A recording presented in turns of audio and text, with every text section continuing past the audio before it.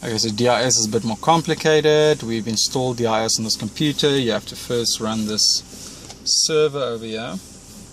Double click, server's running. Then you need to open this diagnostic head. Wait, everything is much slower in DIS, but it's a very powerful tool. You go to run, and it opens that. And the next thing we go to is we installed VMware.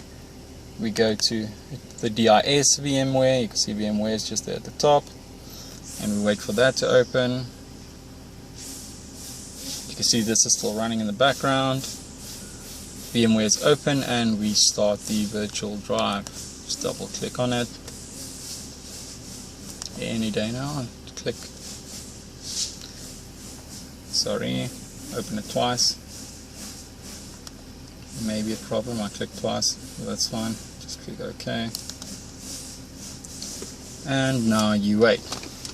It'll start the system. Like I said, you can put it in the ignition 2 key, which would help with saving petrol, because you're going to wait a while now for this whole system to boot.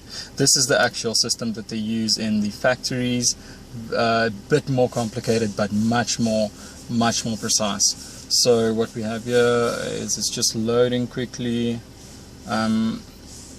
Just make sure if you are going to switch off your car. I'm not going to do that now because I'm going to show you guys any live data that it also can read. But if you want to switch it off, just do it beforehand, otherwise there might be a break in the connection. Another thing I did just to make sure is I changed the USB to this side. Each of the sides has its own setting. So that side is for INPA or INPA, this side is for DIS. That's just to make sure that I don't have any problems later. So we're just waiting for the system quickly to go. Please wait.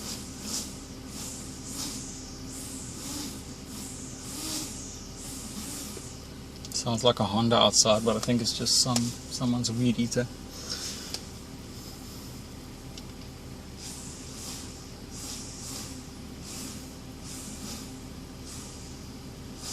Still waiting. Like I said, you know, rather if you're just gonna check errors or do any other stuff, you know, just rather do it with the ignition in the second position than do it with the car idling. Well, you can see here, let's just throw quickly. I do have a problem with my airbag. According to the system, it has a high resistance at the moment, higher resistance that it should have, and that's why it's showing the error. The exclamation mark is just the handbrake that's up. You can see idling very smoothly at about 6,000 or 650, 700 RPM, and I drove a bit spiritedly, so you can see 70 k's and already we're showing almost a quarter of a tank. Back to the program, and we're waiting for it now to start. You can see it's showing a black arrow now because we're actually in another system. It's actually a patch on another, so it's a system on a system or program on a program. There we go, DIS, BMW service, and Mini. So we go to, just to check if it works, to make sure these two need to be green and you need that yellow diagnostics thing. This I think is a battery, I don't know, sometimes it's blue, sometimes it's clear, so I don't know. So we go to diagnosis, and what I like to do is just move the mouse after you've clicked on something. For some reason that makes it work. If you don't do that, then it'll just load forever. So click on it and then just move the mouse. But as I said, this takes a while, so you can just sit back and relax. I think I could have done this video in like 3 minutes, but yeah, like I said, waiting. And you'll see that they actually use the E60 as the background. Sure, the E60 guys will be very, very happy about that. And still waiting. And here it goes. Okay, so here's the list of cars. Check there, we have 1, 3, 5, 6, 7, 8, X, Z, and Z something. and Mini. I'm sure there's an update for the 2 Series that will be available, but I mean it's quite a recent car. So if I click on 3 Series, just move the mouse again and you'll see as soon as you move it, it'll change. And we have the E30, E46, E36 and the E90, 91, 92, 93. Click on the E46 and move the mouse, and you'll see as soon as we move it, it highlights it. So we highlighted that, and then we go down to here to the green arrow. Just press the green arrow and remember to move the mouse. As soon as you move it, then it goes there. And it says diagnosis start, and we wait for it to quickly load again. I know my reflection might irritate you guys. I'm sorry, there's like a blistering sun over here. Maybe just close it a bit. It's not really helping, but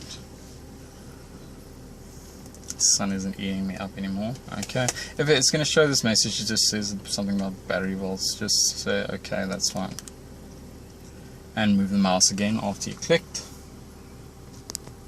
Just focus again. There we go. Sorry about that. Sorry about that message.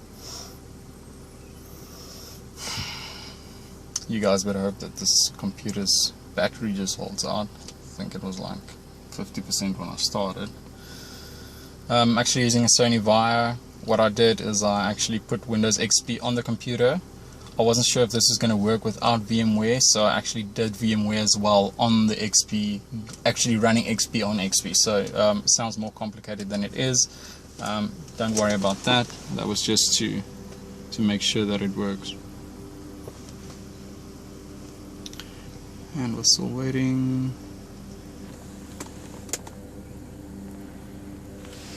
Oh, the sun is killing me.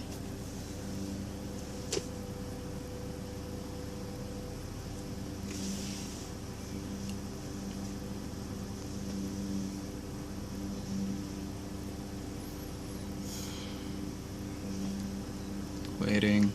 As you can see now, the battery again is like clear, so I'm not sure how that works. Vehicle identification. There we go. Okay, options.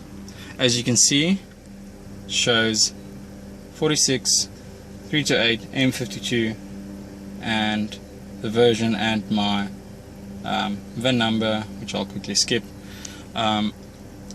It says it's a, I think this one shows it as a 98 model, and the other one shows a 99 model. So I'm not sure what year it was registered or produced, but that's.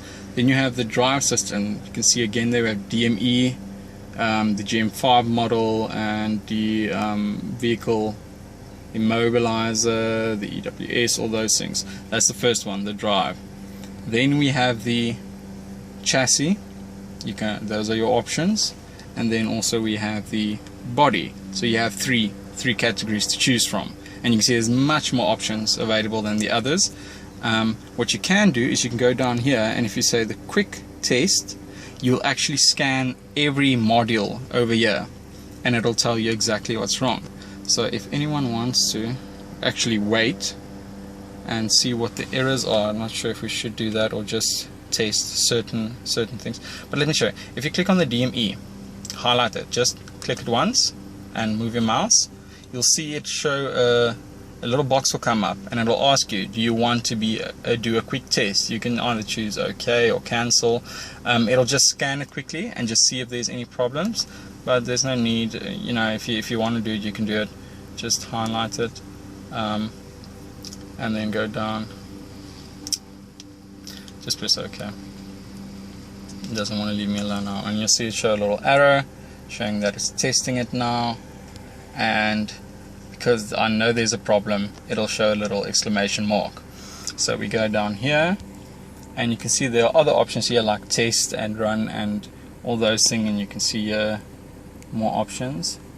If I go ahead, press the green arrow again, move the mouse,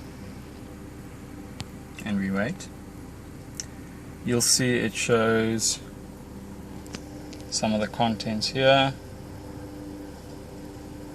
and then we have the options up here.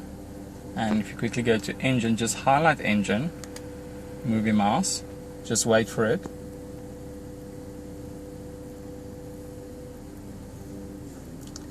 It'll show you any errors that there are relating to the engine. It'll show here. So wait for it to load.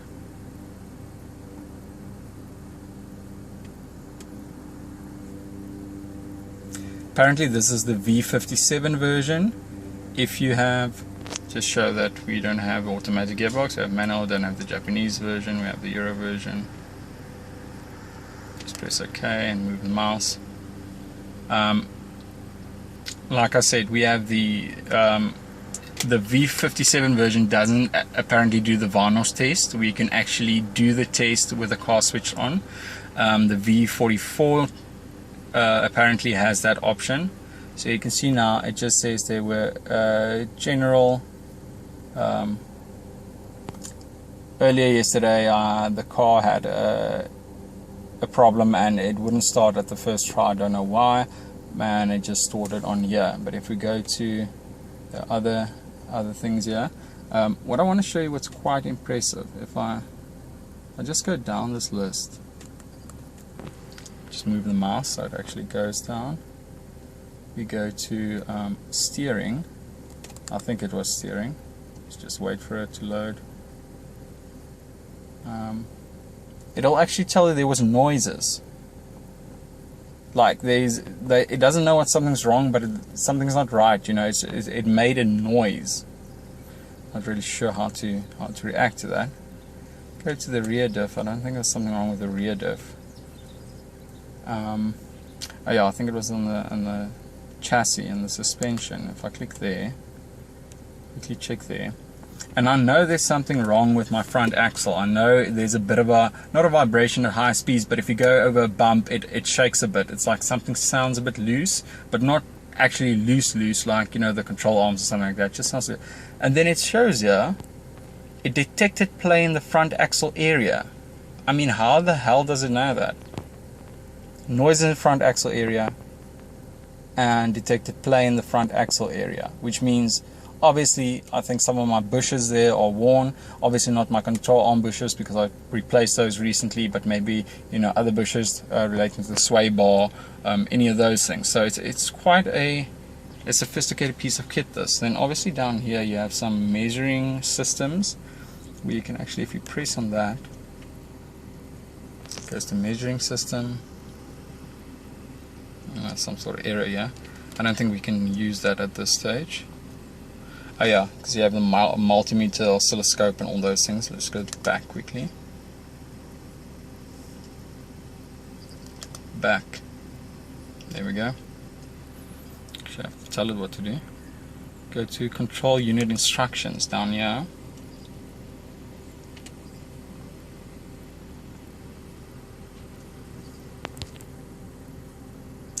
And you wait another 6 years for this thing to work.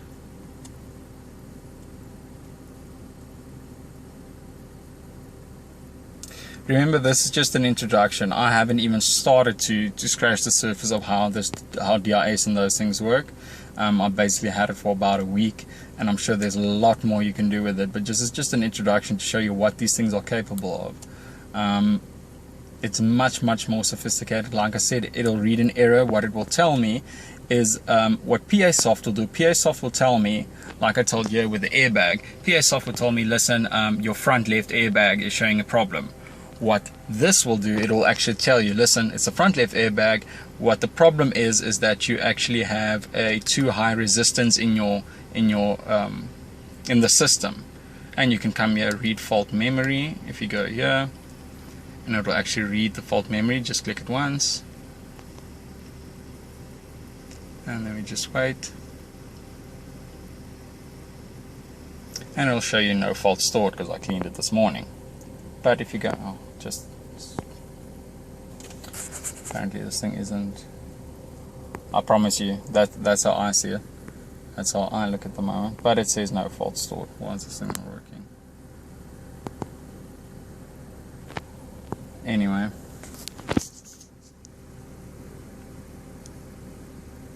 I've have no idea what I'm doing. Oh, there we go. Apparently says no fault stored. And you can clear the faults, and you can also do, if we go to component activation, you can actually activate certain components.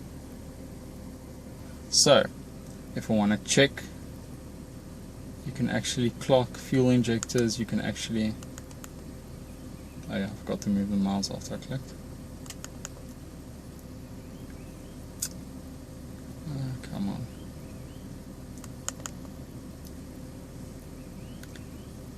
The relay fuel pump. You can test, sorry, I don't want to do that intake. Oh, the diesel intake solenoid, let's quickly check that one. What it says is it activates for 30 seconds in a position, and the car must be on for this to work.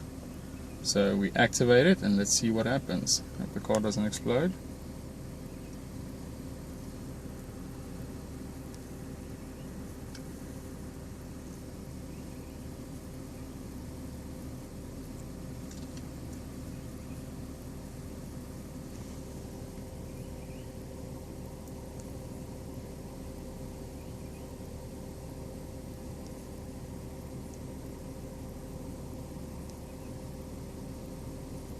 Not sure what's happening at the moment, but I apparently did activate it. I would thought that the revs would jump up if I activated it.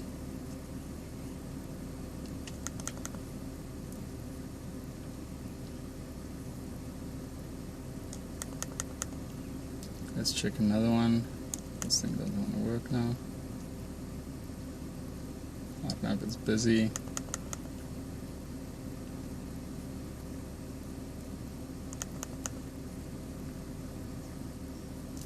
But you get the gist of it. I mean, you can actually test individual components to see if they work. You can actually go here and you can do any other, you know, operatings. You can diagnose certain parts over here. So it's quite a powerful tool. So I hope this is quite a nice introduction, just to show you exactly what these programs are capable of. At this stage, like I said, you know, I'm really just in the introduction phase. I'm not an expert, so you know, as soon as you actually go and you sit with this, you know, for quite a while. I mean, we've been here for a while now, and we've only done like 2 things. You know, there's so much you can actually do with this. So you know, get the latest version, or get version 44, which will actually allow you to do the Varnos test to show you if your Varnos has a problem or not, or just change your Varnos seals. That will, then you don't need a sensor, then you'll just know what's wrong. But yeah, I hope this helps, and yeah, I'll post pics of the PA soft system just to show that, and if need be, I'll also just write a brief summary, or maybe just quickly show how the OBD2 soft, I think it's here on the car. There we go. This is the OBD ELM327 scanner. Also, you usually just plug it in down here, or in my case, I don't have that plug, so I have to plug it outside, and you just activate Bluetooth on your phone. Not the biggest fan of this. You actually use Torque with it. Torque shows you live values of the car. You know, it'll actually show you, you know, if you have what on bank 1 or bank 2, your ignition system. It'll show you quite a decent amount of data. But as a scanning tool to clear errors and those things, I don't think it's as powerful as any of these programs.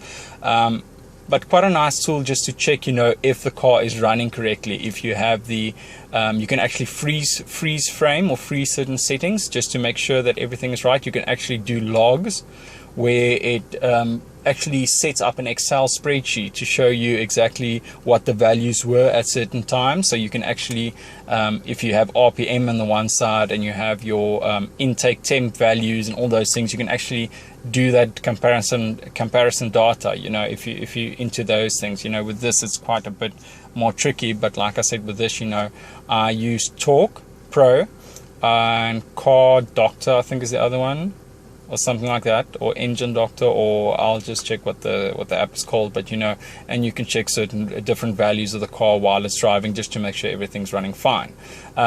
convenient, obviously, because it's as small as this and it uses your phone and the Bluetooth, so very convenient. But as a powerful scanning programming tool, not as powerful as these. I'm sure I didn't show in this video how to do the coding, but I'm sure you can also do coding for things like when it should lock at certain speeds or those things. So I hope this helps, and maybe I'll do another few videos when we actually figure out how all of these things work.